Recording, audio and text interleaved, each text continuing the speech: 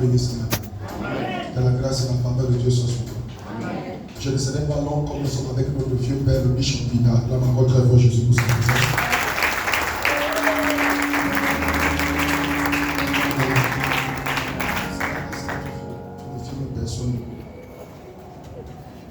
Je vais envoyer les enfants aussi qui sont de l'autre côté. Amen.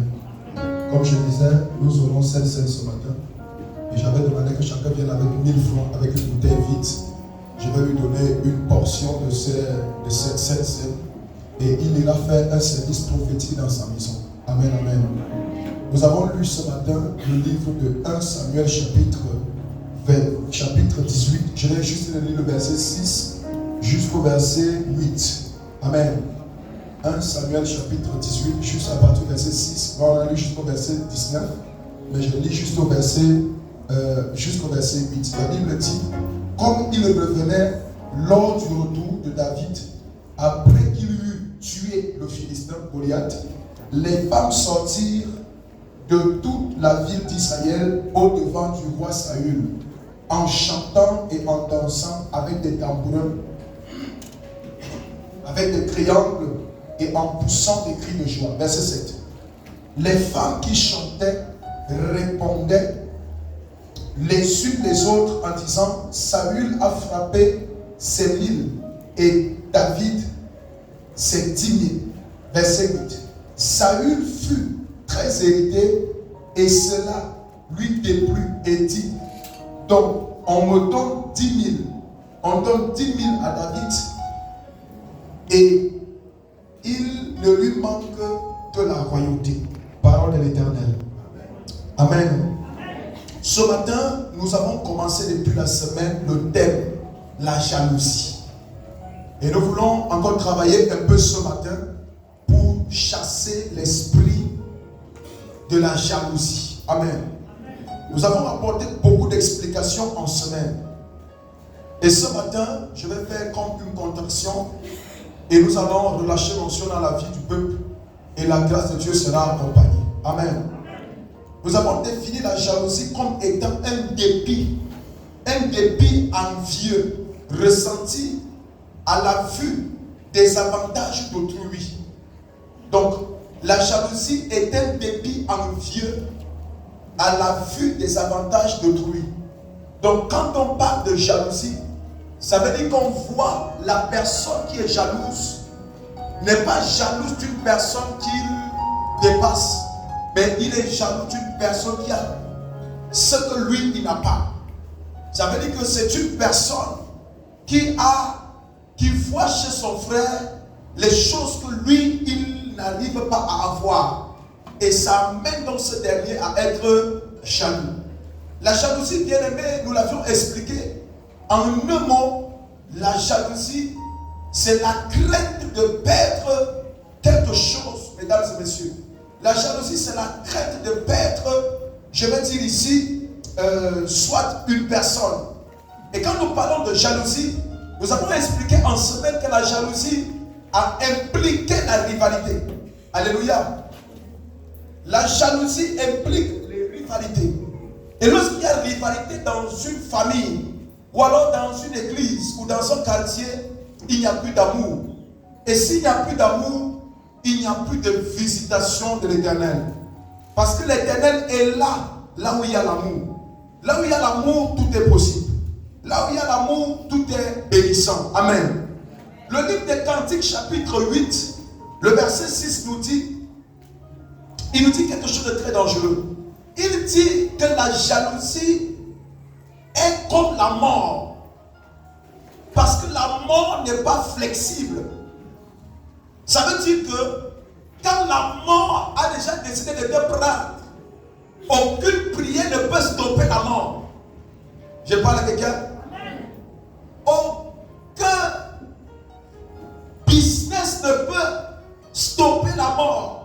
Aucune nomination, aussi grande qu'elle soit, ne peut stopper la mort. Ça veut dire, quand la mort a décidé de te prendre, quand tu as dit petit, je te prends, rien ne peut stopper ça. Même si tu es enceinte, si tu décides, qu'on dit, une femme peut-elle oublier le fruit de ses entrailles. si tu as décidé que la femme qui vient d'accoucher là meurt, elle va mourir. Donc la Bible compare dans le Cantique que la jalousie est égale à la mort. Parce que quand la mort est venue à toi, la mort ne fait jamais marche arrière.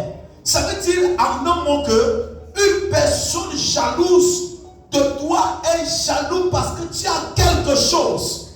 Et tant que tu es en possession de la chose, la personne ne peut pas être flexible. Donc tu ne peux pas donner à la personne là à manger pour pouvoir arrêter ces égards de jalousie. Tu ne peux pas donner l'avion à cette personne parce que la personne est jalouse de toi. La personne n'est pas flexible. Peu importe ce que tu fais, la personne là ne t'aime pas, elle est jalouse de toi. C'est pour ça que vous allez voir les cas de décès fréquents aujourd'hui. On dit qu'il a empoisonné, c'est son neveu. Qu'il a empoisonné, c'est sa soeur. Qu'il a empoisonné, c'est son frère. Pourquoi? Parce que, bien aimé dans le Seigneur, quand quelqu'un te déteste, quand quelqu'un est jaloux de toi, si tu ne mens pas, sa jalousie ne peut pas finir. Il y a des personnes qui sont victimes de jalousie. Peut-être par rapport à ses yeux. Il n'aime pas tes yeux. Quand il faut la façon dont tes yeux sont faits, ça ne le plaît pas. Alors tu vas faire comment? Si tu veux, tu changes les yeux pour que ça finisse. Et comme tu ne peux pas changer les yeux, ça veut dire que le monsieur ou la dame là va te détester jusqu'à Jésus va revenir. Nous disons quoi? La jalousie est inflexible. Donc il n'y a pas l'émotion de paix avec la jalousie. Il n'y a pas d'entente avec la... Je parle avec elle ce matin. Ton amen n'est pas bon, hein? Ça veut dire que même si tu donnes l'or à l'argent, tu donnes les voitures à quelqu'un, si la personne ne t'aime pas, il ne t'aimera pas. Et si je parle avec elle ce matin, est-ce qu'il y a quelqu'un ici là que quelqu'un n'aime pas? Est-ce qu'il y a quelqu'un ici là que quelqu'un n'aime pas? Les autres dorment, dis aux autres dors, c'est pas ton message. Est-ce qu'il y a des gens qui sentent qu'ils sont victimes de jalousie? Amen. Attends, je ne peux pas encore dire ça vite, j'arrive. Amen. Bien-aimés dans le Seigneur, nous avons l'histoire de David et de Goliath que nous sommes en train de partager. Je n'ai pas le temps de séquencer ce message. Mais je vais juste aller vite comme nous sommes avec le vieux père. Et on a 5 scènes. Amen. Amen. La Bible dit qu'après que David ait tué Goliath, c'est le peuple qui sort et apprécie et encourage le jeune David.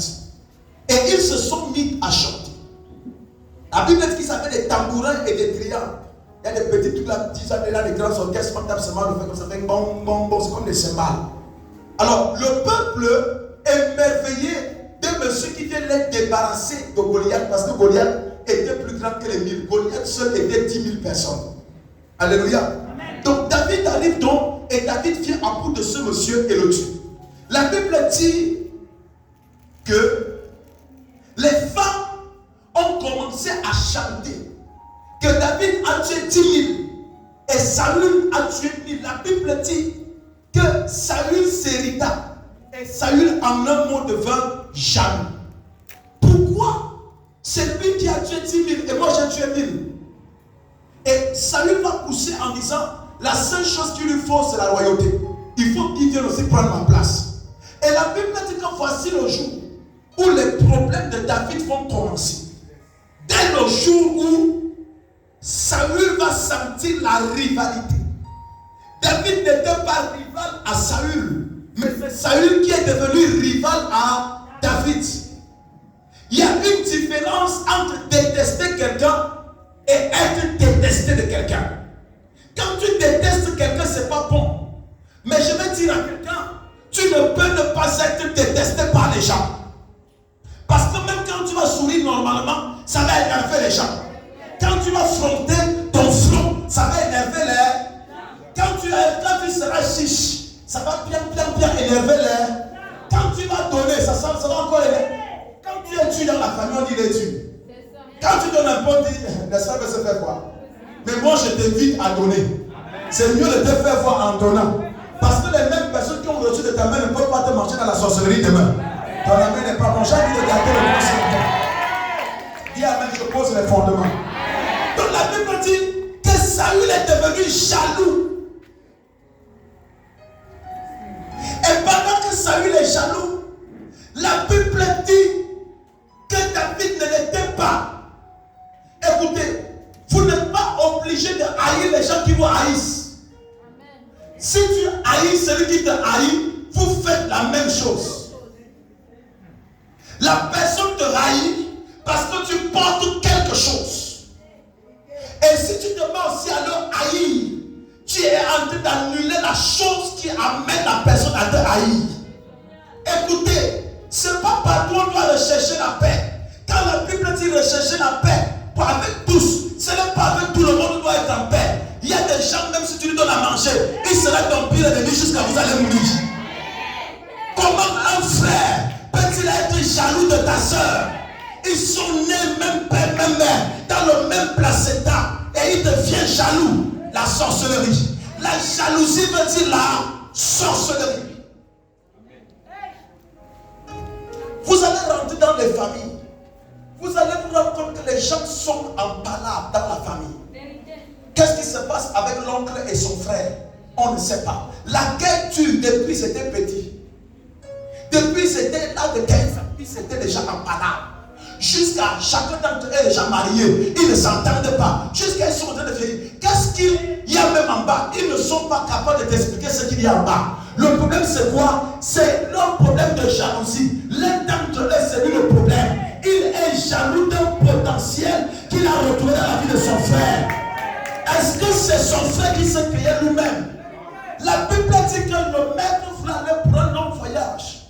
Et il a choisi délibérément d'octroyer les talents à qui il voulait et le nombre qu'il veut. Il a décidé à Ose de donner 5 talents, Ose de donner 3 talents, Ose de donner 2, à l'autre même de donner 1. L'Éternel nous donne à chacun d'entre nous un potentiel capable de supporter notre destinée. Je parle à quelqu'un.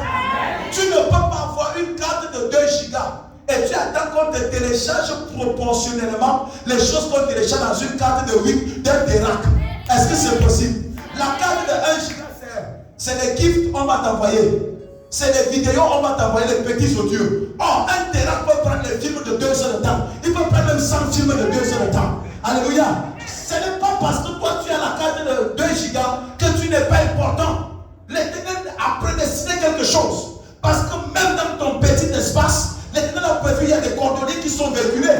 Il y a des cordonniers qui ont conçu des maisons et qui sont en paix plus que les gens qui travaillent au ministère. Il y a des chanteurs qui sont épargnés dans leur domaine. Il y a des personnes que Dieu a donné le talent de petits footballeurs. Ils ne jouent pas en première division. Ils jouent en 3e division en Europe. Quand il a l'émission au Cameroun, il a sa voiture. Je parle à quelqu'un ce matin. Je parle à quelqu'un. Chacun d'entre nous, il y a des frigoristes qui sont épanouis. Il y a ceux qui sont dans le domaine, les agents immobiliers. Il va te dire, j'ai une famille, je suis en location, quand tu rentres chez lui, tu trouves que le monsieur est épanoui. Donc le problème n'est pas d'être le ministre de la Défense. Le problème c'est d'utiliser rationnellement le peu de talent que l'Éternel t'a donné. Quelqu'un dit amen. Maintenant il y a un problème. Les gens abandonnent. Pourquoi cet homme est allé enterrer ce talent? Mais parce qu'il avait minimisé le talent que Dieu l'avait donné. Il avait trouvé que ce n'était pas important. Ses yeux étaient seulement portés sur celui à qui Jésus avait donné 5 talents. En d'autres termes, il dit à Jésus, moi je voulais faire quoi avec un talent? Pendant que tu as donné aux autres 5 talents. Alléluia. Alléluia. Si tu n'apprends pas à te valoriser, à passer le temps à regarder ta soeur, ton frère, tu ne vas pas avancer avec ce que Dieu t'a donné. L'Éternel t'a donné quelque chose et l'Éternel attend que tu valorises la chose. Bien, amen, je pousse. Qu'est-ce qui te fait croire que si tu valorises ton petit talent là, les grandes personnes vont t'apprécier? De la manière que tu envies les gens, mets en exergue le peu de talent que tu as. Les gens aussi vont t'apprécier. Ce que tu as donné à quelqu'un, l'a donné à quelqu'un. Ton amène hospitalisé à l'hôpital général. Alléluia. La jalousie de Saoul était dans un ordre. C'est de stopper le parcours de la destinée prophétique de David. Saoul n'a qu'il attaque David et qu'il refuse que David soit roi, il est en train de se lever contre celui qui a donné le talent là à David. David n'est pas venu contre Goliath au nom d'Esaïe, ni au nom d'Abinadab, ni de Shama, ni à son propre nom. Mais David est venu contre Goliath au nom de qui? De l'Éternel des armées, la jalousie. Les frères et les frères ne s'asseyent pas ensemble. Quand tu vas fouiller au fond, le problème c'est quoi? Est-ce qu'il a pris l'argent de l'autre? Est-ce que l'autre a sorti la femme de l'autre? Non. Mais pourquoi ils disent que les problèmes ils sont au tribunal? Il y a quoi comme problème? Les problèmes de jalousie. Et l'Éternel était toute cette semaine en train de nous dire ici dans cette église, comme beaucoup d'entre vous, vous êtes assis à même le sol aujourd'hui, parce que la jalousie parle plein dans vos familles. Beaucoup d'entre vous sont bloqués parce qu'on a été jaloux de son papa, on a été jaloux de sa maman, et en l'occurrence on a bloqué les enfants. Parce que si les enfants émergent, c'est le papa là qui va émerger. Si les enfants émergent, c'est les enfants là qui vont émerger. Je vais dire à quelqu'un ce matin, ils sont obligés de supporter parce que tu vas émerger. Ton main est comme la main de quelqu'un qu'on a vendu hier. Je prophétise ce matin que tu vas émerger. Ce n'est pas toi qui t'es choisi. Tu as un potentiel que Dieu t'a donné.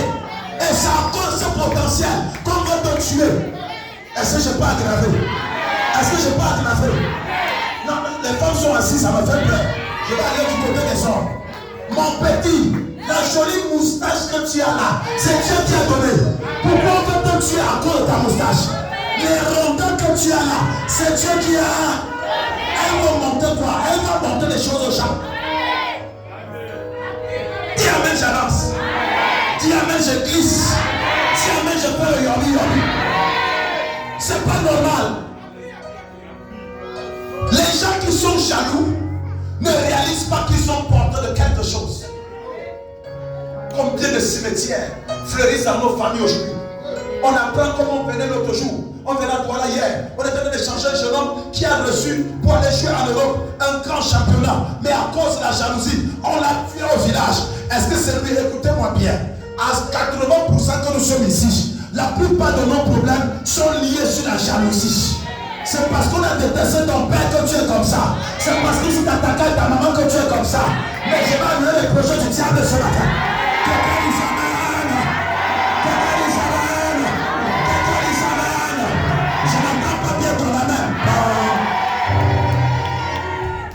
Je prophétise ce matin que comme Saül n'a pas pu tuer David, comme Saül n'a pas fait de David, je prophétise les sorciers de ta famille deviendront par bout de toi. Je crois que je parle à un bon chrétien. Je crois que je parle à un bon chrétien. Je prophétise ce matin que les influences de la jalousie libèrent ta vie. La jalousie sort de ton travail, ça sort de ton commerce, ça sort de ta destinée, ça libère tes enfants. Tu tiens la main plus grand, on la main plus fort, la gloire de Dieu. Quelqu'un disait, si mon garçon ne bouge pas, qui est à côté de lui? Quelqu'un disait, pendant que j'ai tué, la Bible dit attrapa son frère envoyé dans les champs et le tua. En réalité, quand j'étudiais ça, Caïn n'avait pas un problème avec Abel. Caïn avait un problème avec Dieu. Parce qu'il a traité Dieu d'injuste. Il a dit à Dieu, ces petits garçons comme ça que tu apprécies. Je vais te montrer que lui là, même devant moi, il est petit. Il y a des gens qui sont tellement jaloux au point ils s'en veulent à Dieu. Je ne suis pas ce que je suis parce que j'ai voulu être. Comment tu suis ça? Les enfants que tu as eu, tu n'as pas fait magie. Tu n'as pas fait sorcellerie. Combien t'ont tourné tout autour de cet homme-là? Et c'est toi qui l'as pyramide dans la maison. Pourquoi la belle famille veut te tuer? Pourquoi les belles familles veulent te tuer? Je déclare sur ta vie ce matin. Comme le monsieur là t'a choisi parmi 1000, je restaure ton foyer ce matin. Je rétablis ton foyer ce matin. Je rétablis ton foyer ce matin. J'affermis ton foyer ce matin. Dans le nom de Jésus.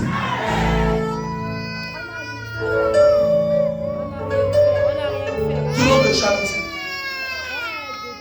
Trop de j'entends me disent que certains enfants ne sont pas ses enfants. Trop de jalousie.